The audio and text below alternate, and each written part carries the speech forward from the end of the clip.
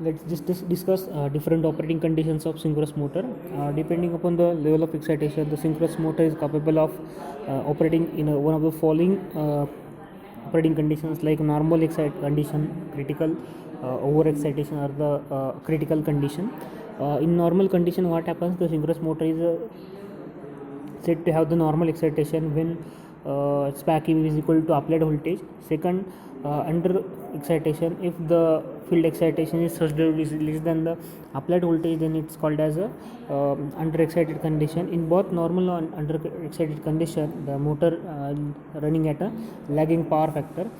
Third is over excitation. If the DC excitation is greater than the applied voltage, then the motor is said to have the over excited, and the motor draws a leading current from the supply. In case of the critical condition, the excitation, with the change in excitation, the power factor cos phi changes. The critical excitation is defined as the excitation for which the power factor of motor is unity is called as a critical excitation. See, the figure shows the normal working condition of the synchronous motor. In normal working condition is that the current through the field winding is adjusted so that the back EMF is equal to applied voltage. If the load angle del is del, and hence the back EMF is displaced by an angle of del from the original position, as shown in figure. The resultant voltage is the vector difference between the V and EB, that is excitation. The voltage actually appears across the synchronous impedance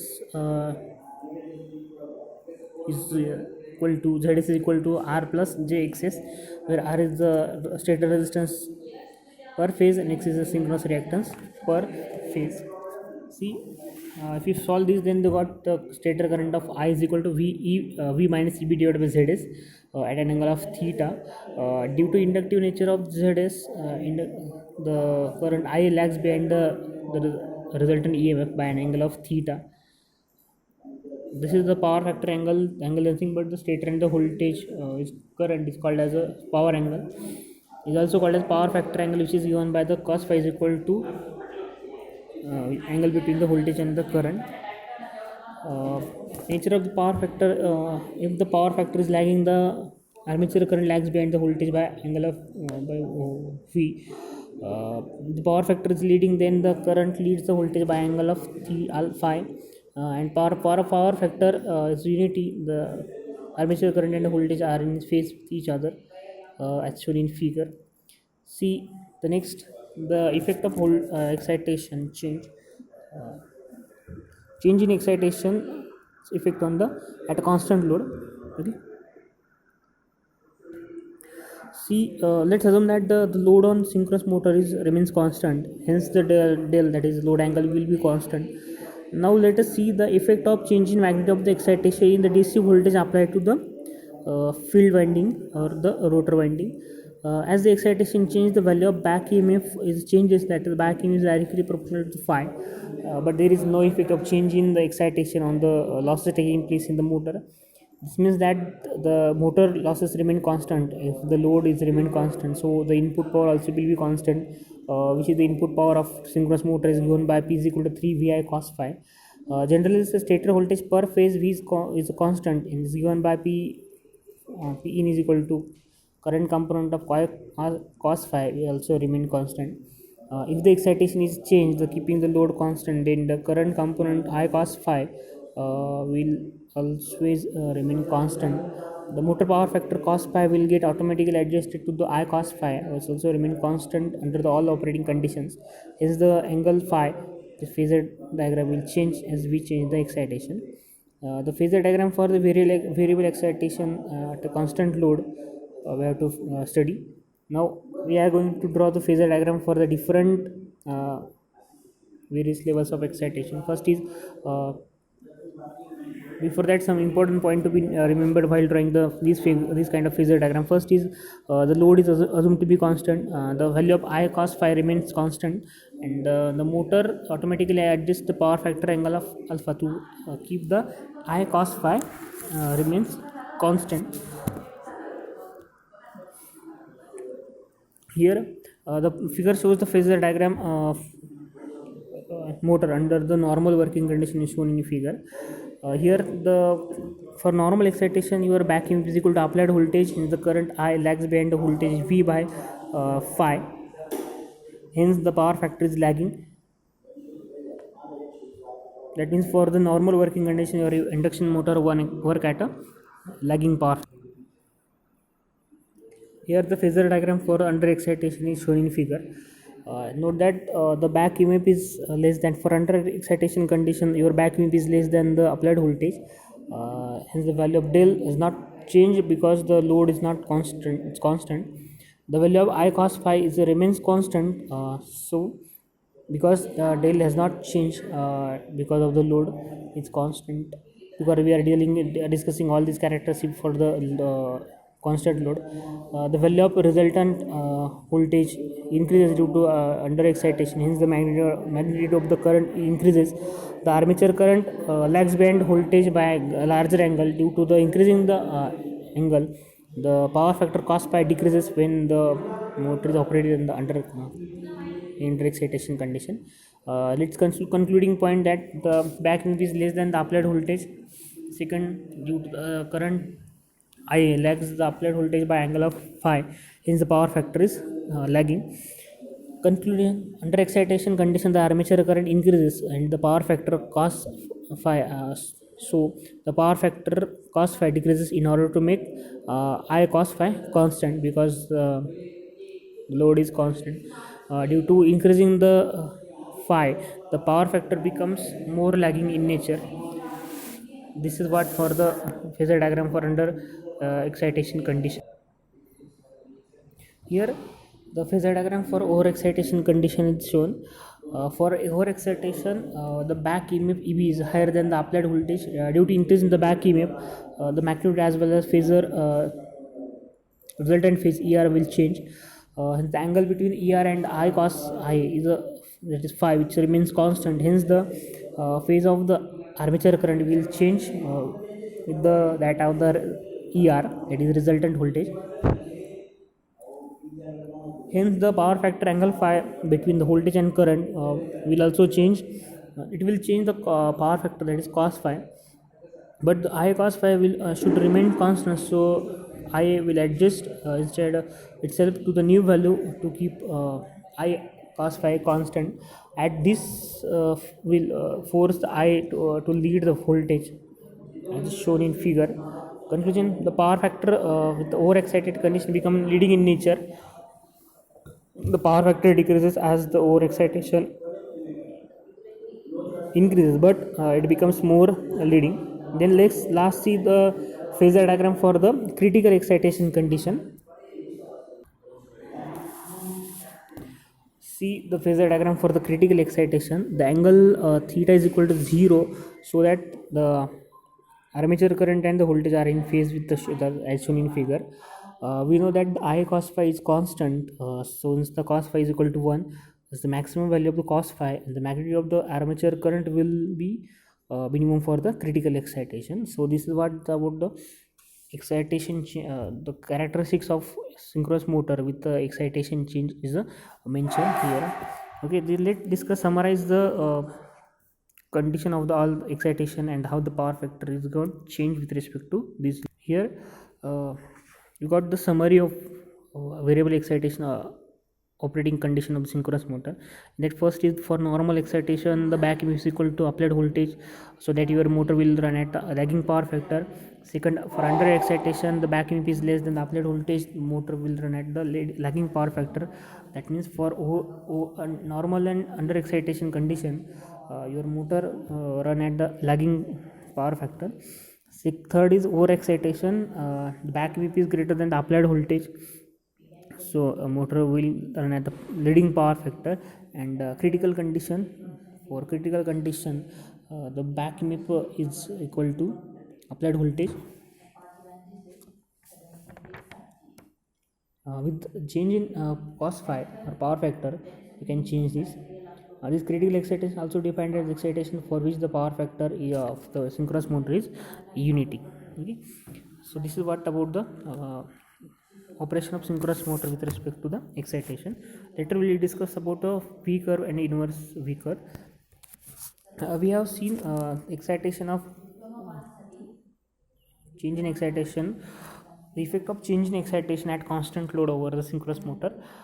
It was discussed for the under excitation condition that the armature current lags the stator voltage V by a certain angle.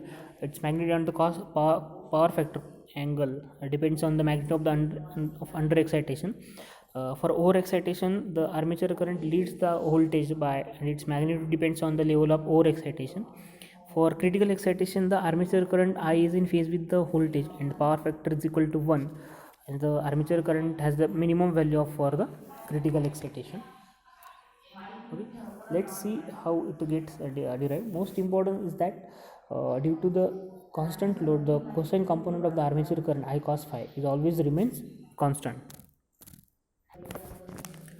Here we are showing the characteristics of voltage for different excitation conditions: under excitation, over excitation, critical excitation. For over excitation condition, we got the power factor is leading. For under excitation, lagging power factor is working. For critical excitation is excitation at which the power factor is 1. As shown here, as excitation is goes on increasing, the power factor is become leading, but while doing so, always the cosine component of current is always remains constant. This point is should be noted, right? Because the armature current has a minimum value for the critical excitation. Then so let's discuss the next kind of curve. Next point, it is V curve. The V curve of synchronous motor is shown in figure. Is nothing but the graph of field excitation on x-axis and it response of the armature current on the y-axis. These curves are drawn at various loads on motor. First half load, full load, and no load. The curve one is for the full load condition, second is for the half load, and third is for the no load conditions. See what are the observation we can draw from this V curve. The excitation can be changed by changing the field current. As we change the field current, the excitation goes on changing. If the load assumed to be constant, the increasing the excitation, the armature current decreases toward the I with the lagging power factor. At critical excitation, like power factor is equal to 1, and we have armature current is equal to minimum value. With further increase in the excitation, the armature current and the power factor becomes leading after the critical excitation condition. So we got the shape of these characteristics like V. So it is called as a V curve.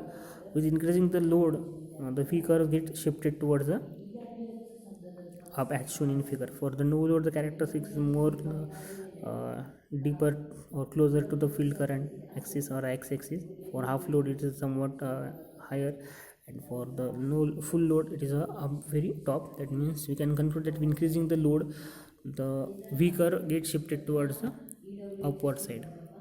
Then next is a inverted V curve. Is nothing but this is inverted V curve. Inverted V curve is the graph of field current versus the cost for the power factor. The power factor is lagging for under excitation condition, and it increases towards increasing the excitation. At critical excitation, as we get the unity power factor, for over excitation, the power factor is leading and decreases with increasing the excitation. So we got the shape of this curve like inverted V. So this curve is called as a inverted V curve. So there is some practical setup. You need to draw this V inverted V curve. Let's discuss about this setup to plot this V curve and inverse V curve of the synchronous motor.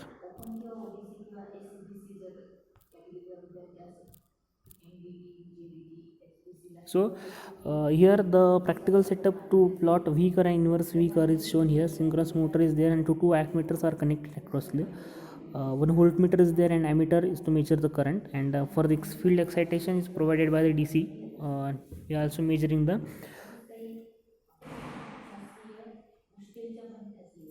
field current supplied to the field winding also.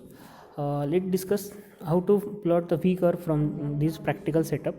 To plot the V curve, we need to measure first thing, that is we need to measure the armature current, and secondly we need to measure the field current. That is because the V curve is the graph of the armature current and the field current. The armature current is measured by the ammeter, which actually measure the line current, and whereas field current is measured by the ammeter, second ammeter. To plot the V curve, we have to change the field current and note down the corresponding reading of the armature current. The field current can be changed by using the certain rheostat as shown in figure. We got the different value of the armature current for the given value of the field current. That means as soon as we vary the field current, the armature current automatically goes on changing. Then second is to plot the V curve, inverted V curve. The inverted V curve is the graph of the power factor versus the field current. To plot the inverted V curve, we have to measure the power factor cos phi for the different value of the field excitation. In order to measure the power factor, we are using the 2 wattmeter. By using this 2 wattmeter, we measure the power of the 2 wattmeters, and by using the formula, that is cos phi is equal to cos into tan inverse of root 3 W1 minus W2 divided by W1 plus W2. By using this formula, we can easily plot the find out the power factor, and once we got the value of the cos phi and field current, we can plot the inverted V characteristics of synchronous motor. Let's then discuss the power flow within a synchronous motor. The power flow within synchronous motor is shown here. The input power per phase in stator is equal to the sum of the armature copper loss and mechanical power produced at the armature.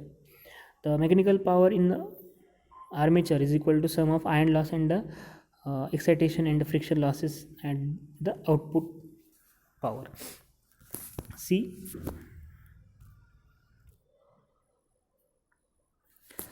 here are the figures for the power flow diagram of the synchronous motor. First is electrical input power to the stator, that is armature. The power supplied to the input power per phase to stator is equal to the sum of armature copper loss and the mechanical copper power produced at the armature. The mechanical power in the armature is equal to sum of iron loss, excitation, and the friction loss and the output power as shown in figure. First of all, we have providing input to the stator, which is equal to P is equal to VI cos phi as shown in here. It is sum of armature copper loss and mechanical power in armature. The mechanical power armature is also sum of iron excitation and friction losses and the output power. Okay, this is what about the total power flow diagram of the synchronous motor. Then later we will discuss the synchronous condenser, the synchronous motor, which is the application of the synchronous motor for the excitation changes. Let's discuss the phenomena of the hunting in the synchronous motor. We have seen the effect of load on synchronous motor behavior. At a no load, the stator and the rotor poles are almost perfectly aligned themselves because del is nearly equal to 0. But with increasing the load, the rotor falls back, which will increase the torque angle. If the load on motor is increased gradually, then the rotor goes to the new position smoothly. That means the del will change smoothly. But if the motor load is changed suddenly, then the rotor cannot reach its new position corresponding to the new value smoothly. Instead, due to the inertia of rotor, the rotor hunts around its correct position for some time before getting adjusted to the correct position. That means the rotor oscillates above and below the correct value before changing to the correct position of del as shown here. This is called as a hunting. Okay. Here I am showing the effect of load on the torque angle with respect to the time. At no load, the zero as load are increasing. So as the load is changing due to change in inertia, the rotor hunts around the correct position before getting the correct position. We can say that the rotor oscillates above and below the correct value before coming to the correct value of del as shown here. As shown, you can easily see this. This is called as a hunting. So let's see what is the effect of hunting. Due to the hunting, the value of del changes continuously. Due to change in del, the back EMF changes, which force the armature current to change continuously. This continuously varying the armature current will cause problem to other appliances connected to the AC lines. If the load changes are frequent, then the rotor swings about the new position due to the inertia. If the frequency of oscillation match the natural frequency of oscillation, the magnitude of the rotor swings increases and the motor may be thrown out of the synchronism. The next term is that is the settling time. The settling time is defined as time taken by the rotor to reach its final equilibrium position after hunting is called as settling time. So the settling time should be as small as possible so that the hunting should not affect the other appliances connected to the AC line.